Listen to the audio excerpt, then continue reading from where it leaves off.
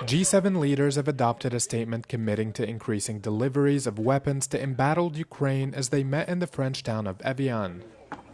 The weapons discussed included air defense systems and long-range missile capabilities to enable Ukraine to continue its counterattack operations deep inside Russian territory.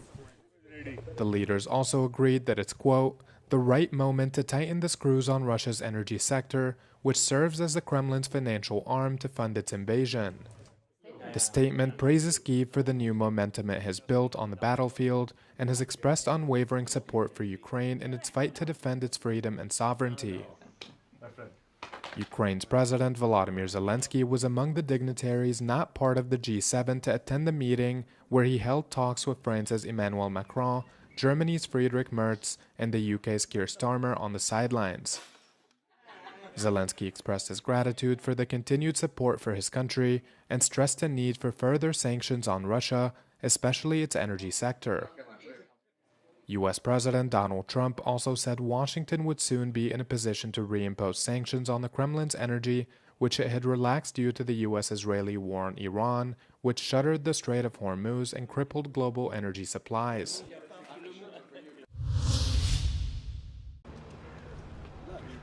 Amid rising threats to Europe, Poland and Germany have stepped up military cooperation in a new Warsaw Pact covering drills, logistics, cyber and Baltic security. On Wednesday in Warsaw, the Polish and German defense ministers signed a new bilateral agreement on defense cooperation. The signing of the agreement coincided with the 35th anniversary of the Polish-German Treaty on Good Neighborhood and Friendly Cooperation. It replaces the framework agreement on defense cooperation signed in 2011 by Poland and Germany. New provisions mainly cover issues related to military mobility, the development of logistics support infrastructure, cooperation in the maritime domain, including in the Baltic Sea, cybersecurity and the use of outer space. Unlike the Polish-French treaty signed in 2025, the agreement with Germany does not provide for mutual security guarantees. Israeli forces have carried out fresh airstrikes across southern Lebanon, injuring several people just days before a framework deal to end the war between the United States and Iran is signed. According to Lebanon's national news agency, precise raids targeted the Nabatia El-Favka area and the outskirts of Kfar Tebnit, alongside a drone strike on the town of Ansariyah. While overall violence has declined across the country since the regional peace framework was announced on Monday, continued actions in south have killed at least 5 people.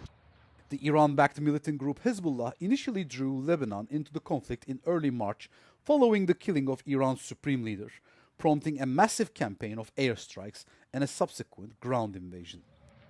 The group has not claimed any fresh attacks against Israeli targets since Tuesday, as the group's leader, Naim Qassem, prepares a significant televised address amid the ongoing peace talks.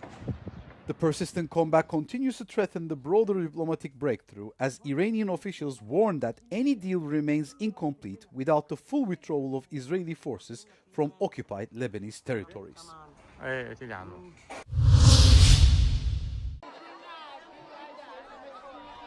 After aid cuts, the UN Food Agency said it has received a €690 million grant by the United States.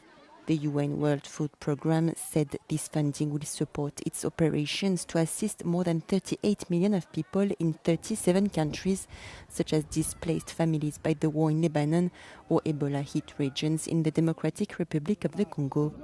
Its operations include prepositioning food supplies, delivering aid, and responding to natural disasters.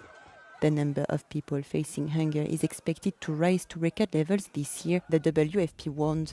The US is the agency's biggest donor, but its contributions have more than halved from 2024 to €1.7 billion in 2025. Last year, the UNWFP had warned US cuts to emergency food programs would amount to, quote, a death sentence for millions of starving people across the globe. In 2025, US humanitarian funding to the UN was divided by 4 to reach less than €3 billion.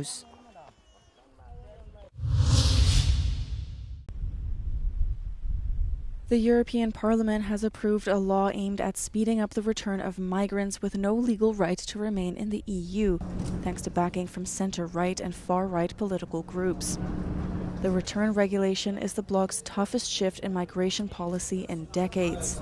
It is considered controversial as it would allow EU countries to set up deportation centres outside the bloc, known as return hubs, through agreements with non-EU countries. These hubs could serve either as transit facilities where people await return to their country of origin, or as locations where migrants remain for an extended period, potentially without a time limit or guarantee of onward return. Only unaccompanied minors would be exempt from the measure, while families with children could be transferred to the hubs. Other provisions include longer detention periods, tougher entry bans, and new powers to locate irregular migrants, as well as the ability to search for a so-called place of residence or other relevant premises. Some NGOs and civil society organizations have compared this to the notorious raids conducted by the U.S. Immigration and Customs Enforcement. The smart mobility revolution in Italy starts in Naples. The Naples Tangenziale has become Italy's first road infrastructure to earn official smart road certification from the Ministry of Infrastructure and Transport. The network utilizes advanced technology for real-time monitoring and communication with connected and self-driving vehicles.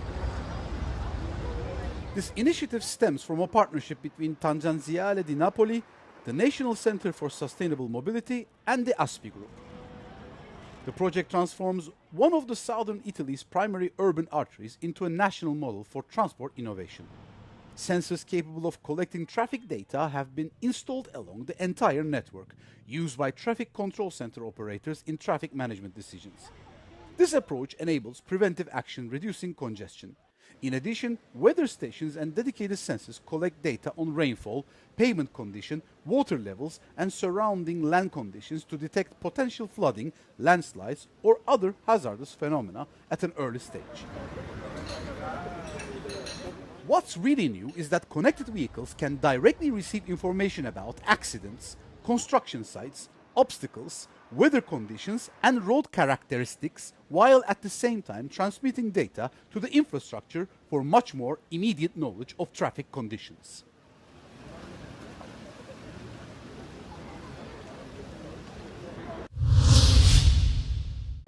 One of Europe's biggest technology and startup events is underway here in Paris. Vivatech is celebrating 10 years and 200,000 visitors are expected here at the Porte de Versailles, including one of the world's most famous entrepreneurs, Jeff Bezos, the founder of Amazon, who's here to talk about his space company Blue Origin, and of course French President Emmanuel Macron. And here on the show floor, I've been asking everybody, what technology are they most concerned about and which one are they most excited about? The answer is very often AI.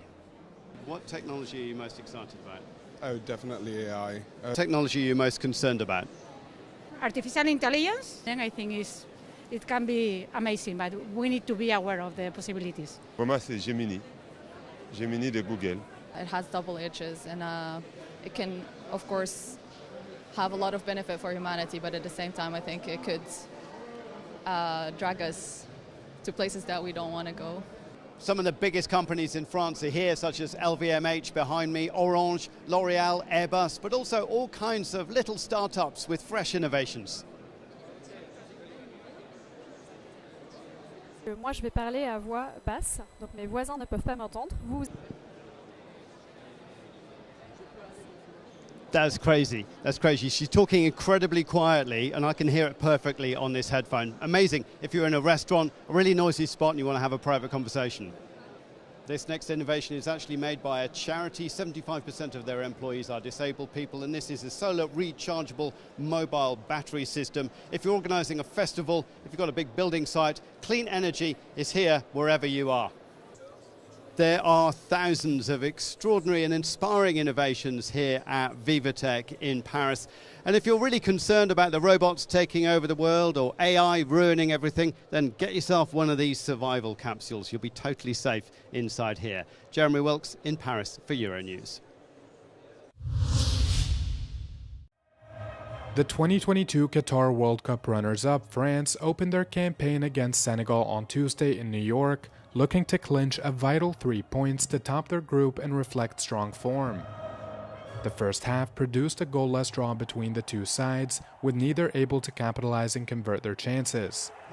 But 20 minutes into the second half, France pointman and Real Madrid superstar Kylian Mbappe was quick to pounce as he managed to give his side the lead with a slick finish from inside the box.